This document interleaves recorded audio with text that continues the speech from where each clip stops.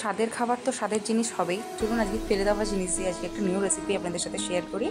আমি প্রথমে একটা কড়াইয়ের মধ্যে তেল দিয়ে নিয়েছি 4-5 চামচ, দিয়ে ওর মধ্যে সর্ষে আর শুকনো লঙ্কা ফোড়ন দিয়ে দিলাম। দিয়ে আমি আলুর খোসাগুলো ভালো করে একটু মোটা করে ছাড়ানো হয়েছে, এটা ভালো করে ধুয়ে জল ঝরিয়ে পরিষ্কার করে শুকনো কাপড় দিয়ে মুছে রেখে দিয়েছিলাম। সেই আলুর খোসাটাই কিন্তু আমি তেলের মধ্যে দিয়ে দিলাম। তো আলুর খোসাটা একটু হালকা আছে, কিন্তু কম আছে কিন্তু ভাজতে হবে। প্রথমত মোটা যেহেতু সেদ্ধ হতে বা ভাজতে অনেক সময় লাগবে, তো একটু নেড়ে চেড়ে হালকা করে 5 মিনিট পরে কম আঁচের পরে আমি নুন আর একটু হলুদ দিয়ে দিলাম, যাতে জলটা আস্তে আস্তে করে রিলিজ হয় আর ময়েশ্চারটা ছাড়তে থাকে। কিন্তু কম আঁচে করতে হবে, যে প্রসেসটা পুরোটাই কম আঁচে করতে হবে। তো ভাজাটা আমার হালকা একটু হয়ে গেছে, আমি এর মধ্যে কিন্তু গোটা পোস্ত উপর থেকে ছড়িয়ে দিলাম বেশ পরিমাণ মতন, আর দিয়ে দিলাম 2টো কাঁচা লঙ্কা দিয়ে কম আঁচে সেই ভালো করে একইভাবে সুন্দর করে ভেজে নিতে হবে। এটা ডালের সাথে ভাজা খেতে ভীষণ ভালো লাগে বা ভাতের সাথেও খেতে খুব ভালো লাগে।